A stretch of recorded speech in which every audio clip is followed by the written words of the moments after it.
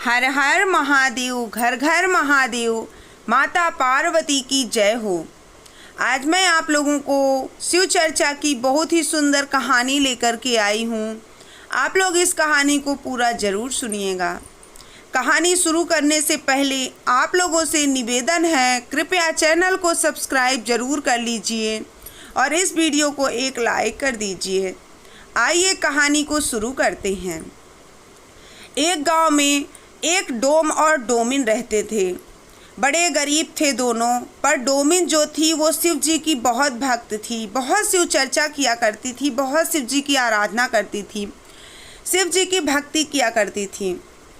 बेचारी गरीब थी, उसको खाने कमाने का कुछ था नहीं। भोलेनाथ से प्रार्थना किया करती थी कि हे शिव जी, किसी प्रकार ऐसा काम दिला दीजिए कि जिससे मेरे पास कुछ रूखा सूखा खाने को आ जाए, मैं अपने पति के साथ खुश रहूं, कम से कम 2 वक्त की रोटी तो मिल जाए। माता पार्वती ये सब सुनते रहती, उनसे रहा ना गया। आखिर है तो औरत जाति। कहने लगी, क्या शिव जी, आप कितने कठोर दिल के हो। ये कितनी आपकी भक्त है डोमिन, कितनी आपकी भक्ति करती है, लेकिन बेचारी गरीब है, हमेशा रोते रहती है। आपकी भक्त है और रोती रहे, आप कैसे बर्दाश्त कर लेते हो महादेव। मुझसे तो देखा नहीं जाता इसका दर्द। शिव जी कहने लगे, देखो तुम समझो कि किसे क्या और कब देना है, लेकिन तुम समझती नहीं हो। माता पार्वती कहने लगी, इसमें समझने वाली बात क्या है भोलेनाथ। आप चाहो तो पल में इस गरीबिन को अमीर कर सकते हो, पैसे वाली बना सकते हो। बेचारी क्यों दर बदर की ठोकरें खाए। शिव जी के लाख समझाने पर भी माता पार्वती नहीं मानती हैं। एक दिन माता पार्वती कहती हैं कि मुझे सब लोग गंगा जी नहाने जाते हैं, मुझे भी गंगा जी नहाने ले चलिए। मैं भी गंगा स्नान जाऊंगी और वहाँ पर नीचे मृत्युलोक में जहाँ सब लोग रहते हैं, धरती लोक में, पृथ्वी लोक में, वहाँ मैं पृथ्वी लोक में जाऊंगी और गंगा स्नान करूंगी।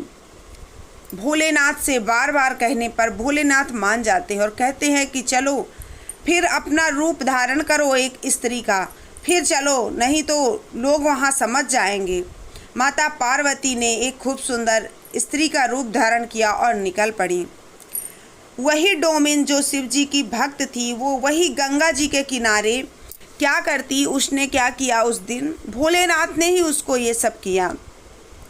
मन में भोलेनाथ उसके मन में ये डाले कि देखो गंगा के किनारे रंग महावर ले करके बैठ जाए और जो भी स्त्री गंगा स्नान करके निकले, वो भगवान की पूजा के लिए जाए, उसके नाखून काटे, उसको कलर लगाए और फिर जो भी 10-5 रुपए मिले उसको वो रख ले। उससे उसका अच्छा खासा हो सकता है, खाना के लिए, कुछ भी लेने के लिए, जीवन यापन करने के लिए कुछ तो खर्चा मिल ही जाएगा।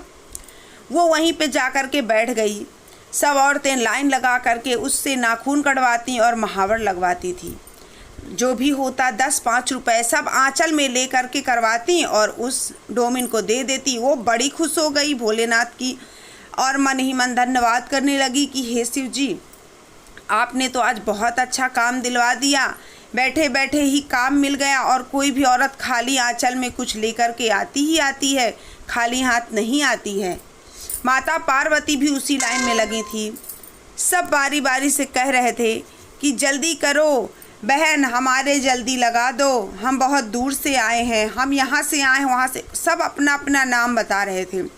माता पार्वती ने सोचा कि मैं तो ऐसे बड़ी लंबी कतार में लगी रहूँगी।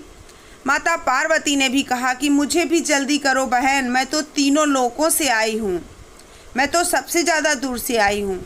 सब तो भीड़ भाड़ में नहीं सुने, लेकिन वो जो डोमिन थी उसके कान तुरंत खड़े हो गए कि ये तीनों लोग से औरत मेरे पास कलर लगवाने आई है। वो सोचने लगी, समझ गई कि ज़रूर ये कोई देवी है। तुरंत सबको साइड किया और माता पार्वती को सामने करके उनको कलर लगाने लगती है। जब उनको कलर लगाने लगती है, उनका पैर पकड़ती है, वैसे ही डोमिन का मन इतना शांत और इतना अच्छा, इतना शांतिपूर्ण हो जाता है, उसको लगता है जैसे दुनिया की सारी खुशियाँ मिल गई हों। लगाते लगाते कहती है, देवी आप धन्य हैं, आपके पैर छूते ही मुझे ऐसे लगता है कि मुझे सारी दुनिया की खुशी मिल गई। माता पार्वती कहती हैं कि देखो बहन, मैं तो कुछ लाई नहीं, मुझे शर्मिंदगी महसूस हो रही है। अब मैं क्या करूं? पैसे रुपए तो मैं ली नहीं हूं। उसने कहा कोई बात नहीं, आप अपना आशीर्वाद ही दे दीजिए। माता पार्वती उसको आशीर्वाद देती हैं कि तुम्हारे घर में हमेशा भरा सारा भंडार रहेगा, तुम्हारा घर भंडार से भरा रहेगा, कभी खाली नहीं रहेगा। तुम बहुत जल्दी अच्छे घर में जाने वाली हो, अच्छा तुम्हारा समय बदलने वाला है। और माता पार्वती ये आशीर्वाद दे करके गंगा स्नान के लिए निकल जाती हैं। गंगा स्नान करके शिव जी के साथ वो फिर से कैलाश पर्वत चली जाती हैं। इधर उसको आशीर्वाद मिला और उसके पास इतना धन दौलत हो गया, गाड़ी बंगला नौकर चाकर सब कुछ हो गया, उसके रुपए की कमी नहीं थी।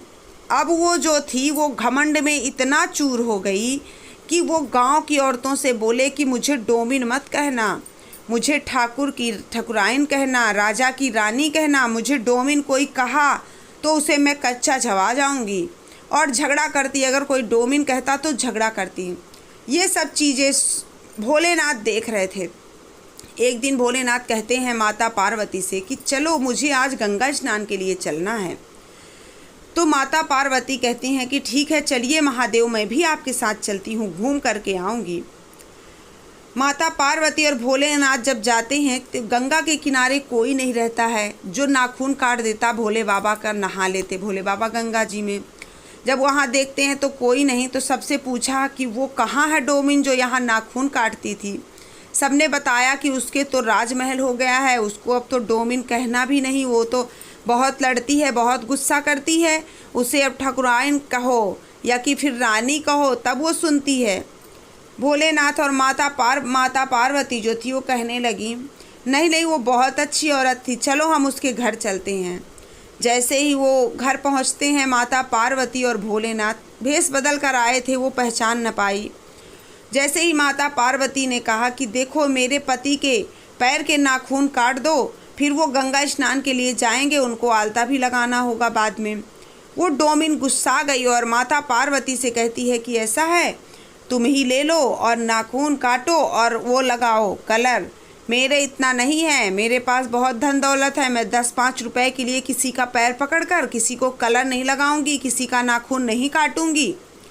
ऐसे उल्लाहने दिए कि माता पार्वती देखते ही रह गईं और सोचती हैं कि ये क्या से क्या मैं देख रही हूँ। जिस औरत को मैं 5-5 रुपए के लिए भटकते देख रही थी, आज वो मुझे दुत्कार रही है। माता पार्वती भोलेनाथ की तरफ देखती हैं।